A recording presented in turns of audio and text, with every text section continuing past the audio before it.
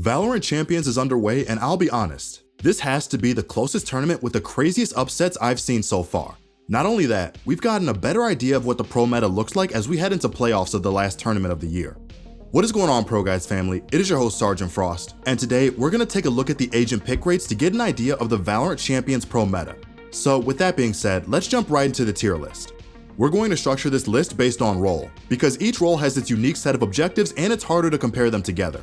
We'll be breaking down each role into the best, good, and unviable/unpicked tiers. And we will be giving our idea on what puts them there while backed up by pick data by VLR. Let's start this off with the Duelists. At the top of the Duelist meta, we have an easy pick that I think anyone can easily guess, and that's none other than the high-flying, knife-wielding duelist, Jett. Without a doubt, Jett is the best duelist in the duelist category at Champions so far, and she has been for many tournaments before. Jett is putting in work for team comps as an agent who can cause chaos and kick open the front door of bomb sites while also holding exceptional aggressive tools to dominate on defense as well. Pretty much every team has their main fragger on Jett because she is the most impact out of all the duelists hands down, which is why her pick rate is way above the rest at 85% for all maps. Her dash alone makes her pretty much an OP agent because it creates so much versatility around her playstyle that not only can she smoke dash onto a site, she can also take aggressive defender angles, play off angles, and also have a quick escape for bad situations. Add an operator and arguably the strongest ultimate in the game into the mix, and you've got an agent that has the most potential to solo carry a game if it's even possible to solo carry in Valorant. Raze is actually finding some good usage in this tournament, although more of a niche role on more compact maps. Raze is great at two things: informational gathering with her boombot, and space denial through her nades and her other damage utility. Although she has an overall 18% pick rate throughout the tournament, she is used commonly on Split and is actually used more often than Jett on that map. And fun fact, she is the only duelist to outpick Jett on that map. So why Split? First off, her boombot is great for scouting and clearing a path safely when attacking, and this doubles as information gathering as well as aggressive space creation. In tighter maps like Split, Fracture, and Bind, that means her boombot can clear out multiple angles in a row, and assuming it doesn't break, the boombot just cleared out a ton of space with little risk. Secondly, her damage utility is very strong, and is accentuated on these maps as well. A nade might not do much on a map like Breeze, but in small corridors on Split, it's very hard to contest. That's why although she's not anywhere close to Jett on most maps, she still has a niche use for the map Split. As a community, we have to admit, Reyna is being picked a lot more than we thought she would this year, and this tournament shows that. For the longest time, most of the community, including the pros, thought Reyna was too inconsistent, mostly because her kit revolved around getting kills to be effective. And we know that can be very inconsistent when you're playing against the best players in the world. But Reyna has proven to be useful for teams that value momentum as well as pop-off potential. Reyna actually beats our Raze in pick rate just slightly at 19% overall on all maps, with most of it being her specialty on Icebox, because she can duel really well in small areas of those maps and escape. Her kit is much more valuable and opens up more options that even Jett can't abuse. It's hard to say, but it seems like as the scene gets better and better, Reyna might find her place in more team comps as a solid fragger agent. But of course, all the duelists require tons of mechanical skill and fundamentals. So if you're looking to get some assistance with leveling up your gameplay or taking your mechanics to the next stage, come check us out at ProGuides.com, where our Radiant and Immortal level coaches are more than happy to teach you their secrets to improving as a player.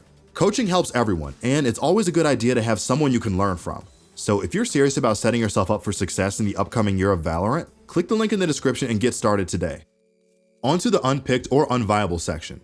Duelists as a whole have been seeing a decline as double duelist compositions have become less and less prevalent in pro play. Yoru hasn't shown up yet in Champions and likely won't be seeing any play as long as he's not good enough to field at a professional level. I mean, even Tens, who has been one of the biggest supporters of Yoru, has admitted that Yoru simply is just a trash agent. Add on the fact that Chamber has come in as an agent with a teleport as well, and now Yoru needs some changes because he's unpicked and unviable. Hopefully we get his rework entering 2022 because at this rate, we're all going to forget that he's even an agent. Last up for Duelists, we have good old Phoenix. Phoenix hasn't seen play at all this tournament, and he probably won't as long as Jett, Raze, Reyna, and Skye are still on the table. Although he's not quite in the same boat as Yoru in the sense that he's still a strong pick, he gets outclassed by the other duelists in all parts of his kit, from flashes to healing to scouting to overall damage output. Phoenix is just an outdated agent who is balanced in a game where agents are specialized, which makes him the odd one out. And that's also why he just doesn't feel justified in a team comp anymore. Now onto the Initiators. It should be no surprise that at the most important tournament of the year, one of the most consistent agents in the game is still consistently a must pick for most maps. If there is one agent that teams should prioritize over picking Jett for a team comp, it should be Sova. Sova is an agent that uniquely provides a lot of info, and teams that like to play slow and methodical value having such strong informational skill set. His kit is great for basically all situations, and that makes it hard to find someone who can challenge Sova's value in-game.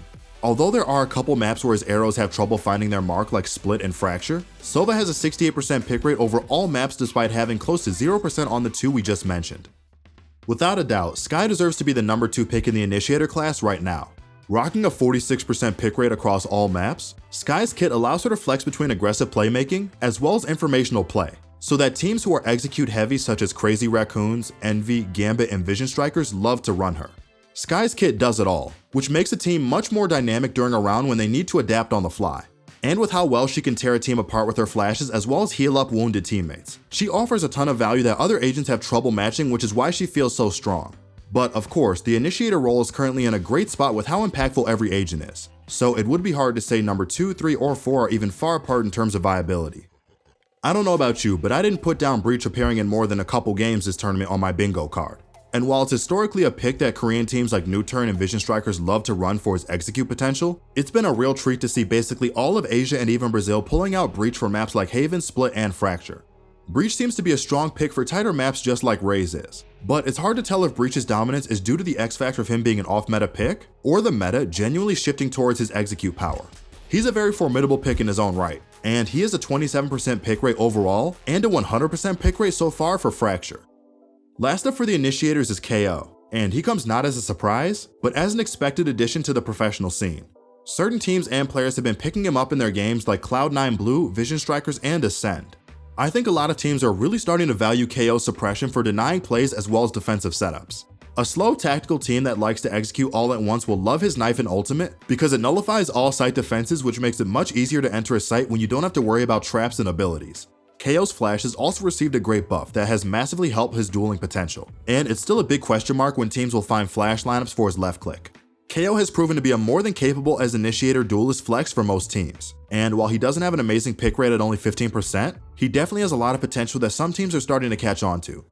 It's nice to mention that there aren't any lame duck Initiators currently. A lot of teams are starting to realize that double Initiator comps offer great utility power while also having the raw dueling potential that a lot of double Duelist comps would offer. Right now, outside of Jett and Reyna, no other Duelist can give a team a reason to bring a second Duelist when you can instead bring a second Initiator like Skye or KO, who provide much more value and utility. This is a meta shift that has been happening slowly the second half of this year, and it's becoming obvious now if you look at the team comps we're seeing in Champions. Now onto the controllers. The best controller hands down at this tournament is definitely Astra. Astra is the main smoke agent of Champions, as she has been picked in basically every single match with the exception of the 2 maps where Viper takes over, which is Icebox and Breeze. Astra is the facilitator in the controller class, which makes her double as a Sentinel that can stall teams with defensive utility. She has long-lasting smokes, 2 strong CC abilities, and a wall that can completely change a round. She has everything she needs to hold down the fort when she's deep in a site. Astra is just a clear favorite for traditional smoke controllers, and it's not even a contest. Despite only having a 63% overall pick rate, the full story tells itself a lot more when we look at Omen and Brimstone. But before we look at the other traditional smokers, second kin to Astra at this tournament we have Viper. Viper is honestly more like a Sentinel than a controller in most cases, but she has some maps where her wall and smoke have huge value as well. Ever since Nats showcased to the world how amazing her lurk pressure is on maps like Split, Icebox, and Bind, teams have steadily started incorporating her as a super solid Sentinel when not fulfilling controller duties. Viper's ultimate is also an almost surefire way to win a round with how hard it is to flush a Viper out of it.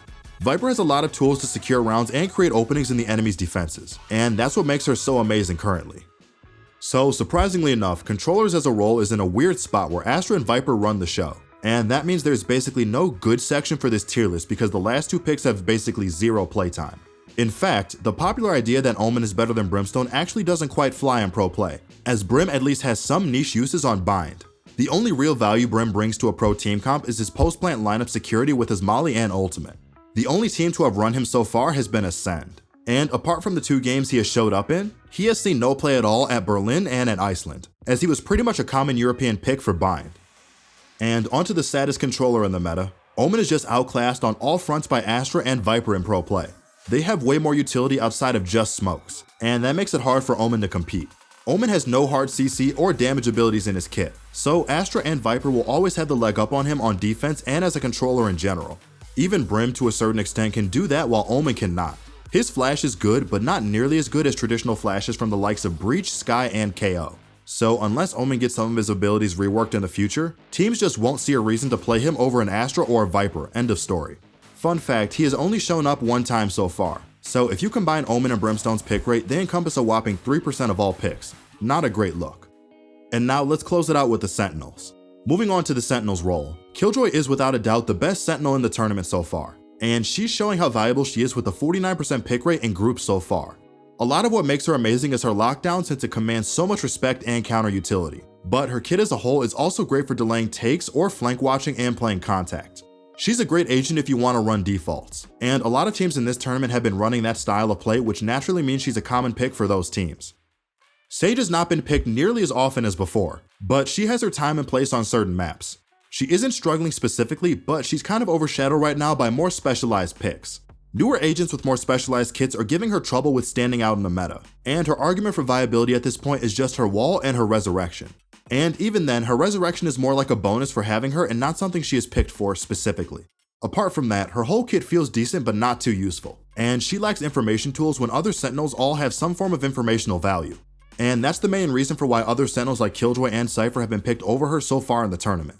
Yet at the same time, she's basically necessary for Icebox with a 94% pick rate since her wall is so useful there. But she is used sparingly in other maps, pulling down her overall pick rate to a 26% so far in the tournament.